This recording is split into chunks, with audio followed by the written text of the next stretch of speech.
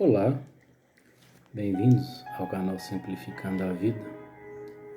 Meu nome é Alexandre Vieira e hoje vamos falar de uma senhora que causa pavor em muitas pessoas. Essa senhora é representada por um esqueleto com capa preta, foice, essa Dona Morte que tanto causa espanto às pessoas. Em relação a essa figura da morte, eu gostaria de só colocar aqui uma curiosidade, que essa ideia da morte com a foice na mão tem muito a ver com a Bíblia, porque ela representa a figura do ceifador, que está intimamente ligada à colheita do trigo, que simboliza a vida na Bíblia. Deixando de lado a curiosidade, vamos falar dessa senhora que tanto aterroriza a vida das pessoas. Essa senhora injusta, que geralmente chega para atrapalhar seu final de semana, ela nos levará e ficará tudo aqui.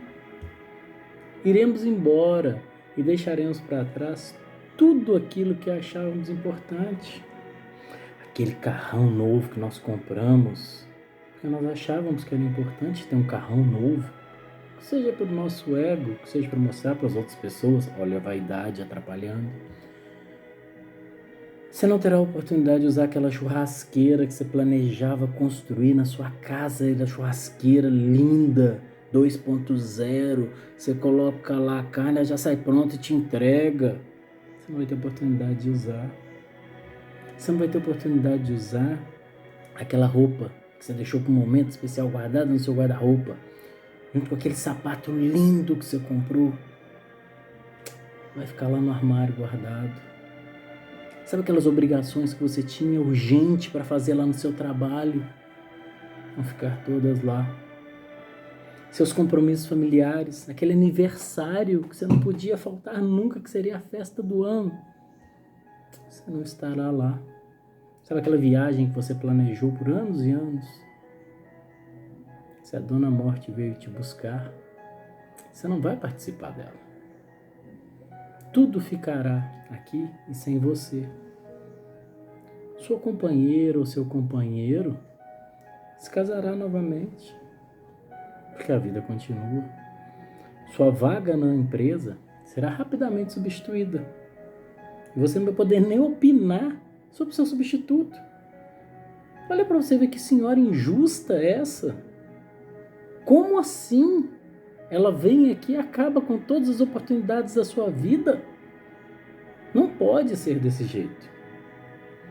Só que nesse Dia dos Finados de 2020, eu não poderia deixar de falar dessa senhora. Falar dessa senhora egoísta que nos priva de tanta coisa que ainda tínhamos para viver.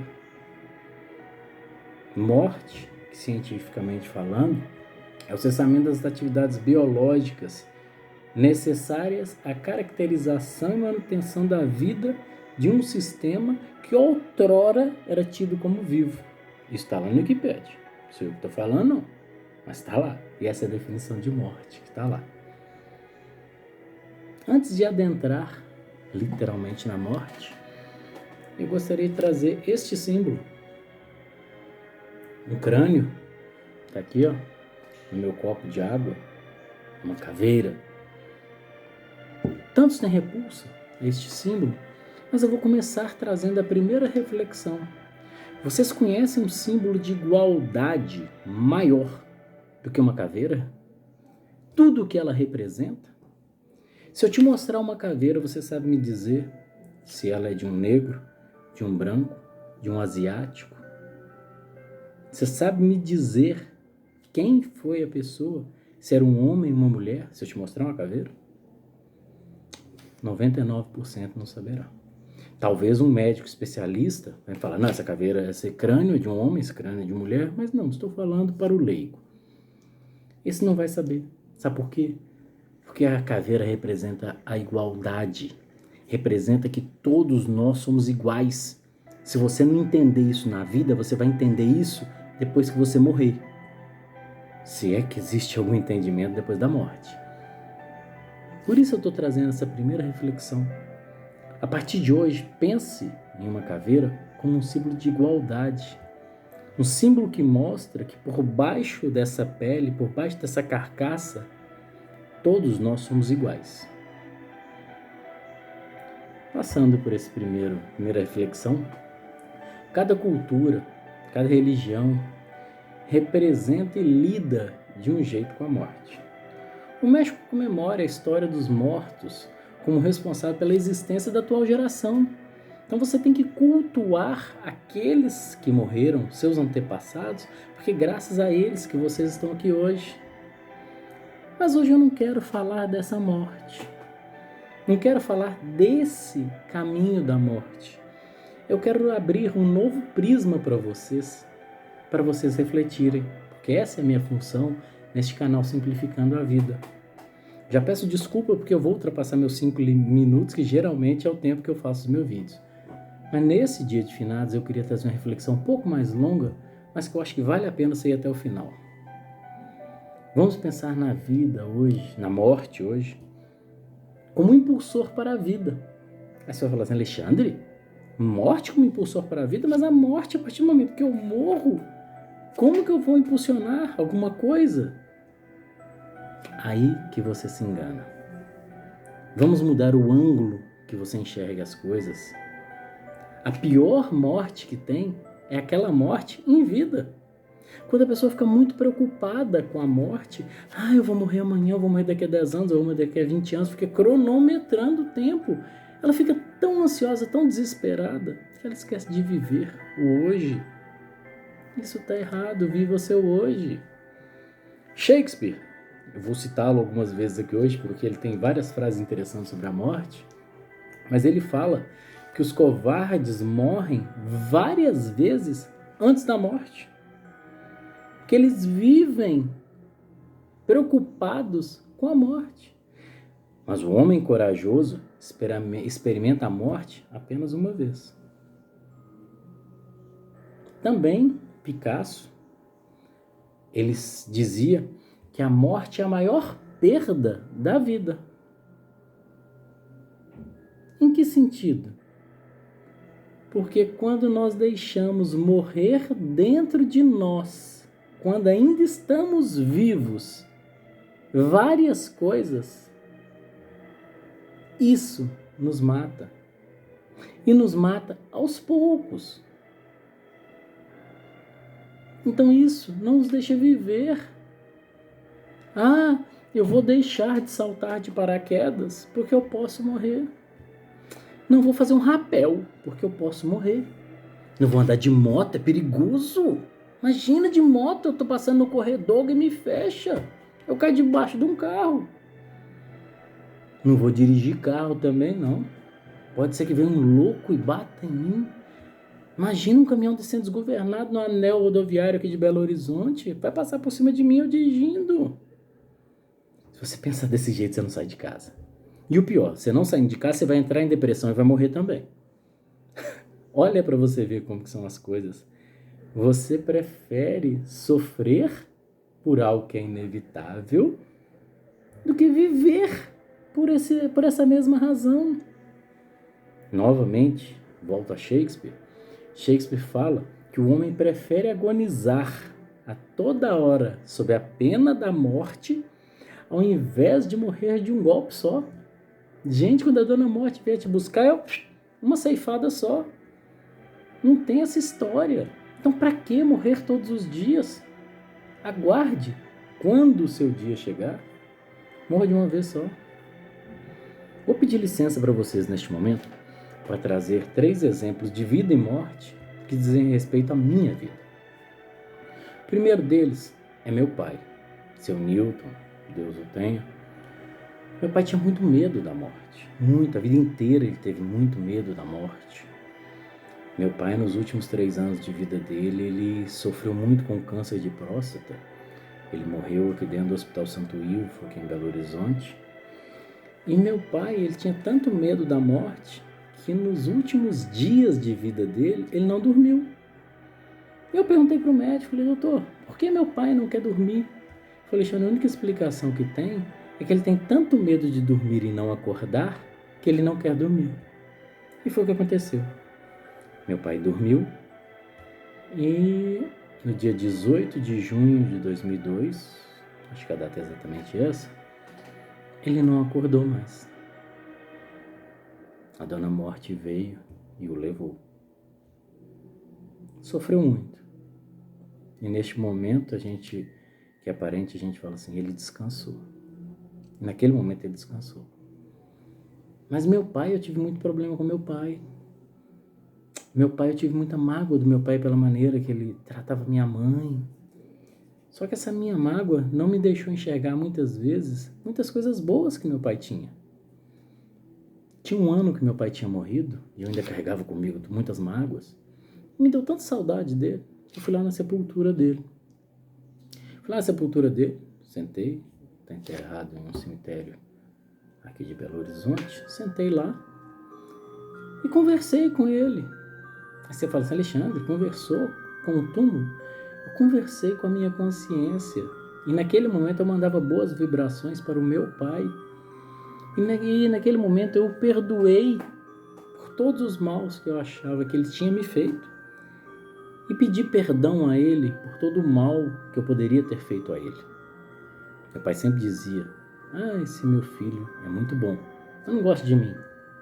Não era isso, eu sempre amei meu pai. Só que a maneira de demonstrar meu amor por ele era diferente dos meus irmãos. E depois que passou isso, eu consegui enxergar tanta coisa boa no meu pai. Consegui enxergar meu pai de uma maneira totalmente diferente. Então, neste ponto eu te falo também, não carregue mágoa. Se você tem algo para falar com uma pessoa, fale enquanto ela está viva. Se você brigou com seu pai, com sua mãe, muitos anos que não conversa com eles, tente, converse, coloque em pratos limpos, abra o jogo, fale tudo que você tem que falar, porque talvez seja isso que esteja precisando, para liberar todo o amor que vocês têm represado dentro de vocês. Vou para o meu segundo exemplo. Minha tia Lilia. Saudade da minha tia Lilia, que eu tanto amo, porque eu tenho certeza que ela se encontra no braço do pai e ele a trata com muito carinho e atenção. Minha tia viveu intensamente. Minha tia também tinha medo da morte. Conversei com ela sobre isso, tive a oportunidade de conversar. Só que diferente do meu pai, que guardava as coisas, meu pai tinha roupa que ele nunca usou, que ele morreu sem nunca ter usado roupa. Ele gostava de uns safaris, essas coisas, nunca usou. Minha tia não. Minha tia aproveitava a vida dela. Minha tia, se ela queria comer uma comida boa, ela comia. Minha tia, se queria comprar uma roupa bonita, ela comprava. Minha tia, se ela queria ajudar a igreja dela, ela não media esforços e ia lá e ajudava. Minha tia é um exemplo de união de família. Minha tia me ensinou que tem hora que você tem que abaixar a cabeça, mas que tem hora que você tem que levantar a cabeça e falar alto. Minha tia ensinou que família vem em primeiro lugar e que você deve defender os seus familiares, aquelas pessoas que estão perto de você, seus irmãos, seus filhos, com unhas e dentes. Porque sua família é que vai te apoiar em todos os momentos da sua vida, por mais que você esteja distante dela. Meu terceiro exemplo, Dona Nair. Dona Nair é mãe do meu amigo Ronaldo. Dona Nair é uma mãe que me adotou. Por que eu falo que é uma mãe que me adotou? Porque é uma senhora que ela virou para mim um dia e falou assim, eu tenho você como um filho meu. E isso é ótimo de você ouvir, que uma pessoa chegou ao ponto de gostar de você para ter você como um filho. Dona Nair tinha mais de 80 anos. Dona Nair já tinha criado os filhos dela. Se eu não me engano, são 4 filhos, 3 homens e uma menina. Dona Nair viveu ao lado do marido dela até os últimos momentos da vida dele. Dona Nair tinha a casa dela. Dona Nair, mais de 80 anos, brava. Se o meu amigo Ronaldo, com mais de 40 anos de idade, levantasse a voz para ela, era capaz de pegar um cabo de vassoura e dar na cabeça dele. Então Dona Nair era brava. Mas ao mesmo tempo tinha um coração imenso. Era um exemplo de vida. Eu lembro uma vez do meu amigo bravo, minha mãe fumando com 80 anos de idade, eu vou falar com o médico. Aí ele falou pro médico, o médico falou assim, Ronaldo, a alegria da sua mãe hoje é poder pegar um cigarro e fumar, você vai tirar a alegria dela, tá com 80 anos, deixa ela. Estão dando aí sobre curtir, aproveitar a vida dela. Tantas outras pessoas que eu tive o prazer de dividir parte da minha caminhada. Aí você fala assim, Alexandre, por que você deu esses exemplos? Que esses exemplos são os impulsos para a minha vida. São pessoas que serviram de exemplo para eu trilhar um caminho, já podendo tirar várias pedras dele. São pessoas como meu pai, que nunca deixou faltar nada dentro de casa e me mostrou que você deve lutar com unhas e dentes para defender a sua família. A minha tia Lilia mostrando a união, a força. A dona Nair também mostrando o tamanho do coração. Você pode ser brava, mas que amar, o amor é muito importante acima de tudo. Existe impulso maior para a vida que isso? Shakespeare, novamente citando ele fala que a alegria evita 1000 males e prolonga a vida. Então, vamos ser felizes. A tristeza inicial, quando você perde alguém, ela se transforma em uma dor imensa. Você tem seu período de luto. Depois desse luto, essa dor vai se transformar em saudade. E essa saudade se transforma em impulso para a sua vida, pelos exemplos maravilhosos que essas pessoas foram para você. Freud falava que se quiser suportar a vida, fica pronto para aceitar a morte. Viva! Não se preocupe com algo que é inevitável. A única certeza que você tem no dia que você nasce é que um dia você vai morrer. Então, para que sofrer com isso? Ao contrário, viva intensamente, exatamente porque um dia você vai morrer. Schopenhauer, ele fala que quem tem medo da vida, quem não tem medo da vida, desculpe, também não terá medo da morte. Porque se você encara a vida de frente e você sabe lidar com ela, você aprende a viver. E se você aprendendo a viver, você não tem medo de um dia que a Dona Morte vier te buscar. Você estará pronto para ela. Não tem como se evitar o inevitável. Então não sofra. Tenha a morte como uma única certeza. Ela é imutável. Podemos comer bem, praticar atividade física, fazer check-up médico. Tudo isso vai nos ajudar a prolongar a nossa vida. Mas a morte chegará um dia que você menos esperava e deixará todos os seus planos para trás. Por isso, esteja pronto para ela. Tenha a morte como impulso para a sua vida. Tome aqueles que se foram como exemplo e perpetue seus legados e seus exemplos. Passe isso para as próximas gerações e seja impulso para os seus filhos, para aqueles que virão depois de você. Use roupas que estão guardadas. Viaje, curta a sua família. Se aquela churrasqueira que você está planejando ainda não deu tempo, pega os tijolos que você comprou para fazê-la e já começa a fazer churrasco no tijolo. Porque se Deus me livre e guarde, a Dona Morte vier te buscar, você já começou a aproveitar da sua churrasqueira. Use os exemplos daqueles que se foram como motivador para viver, como impulso para a sua vida.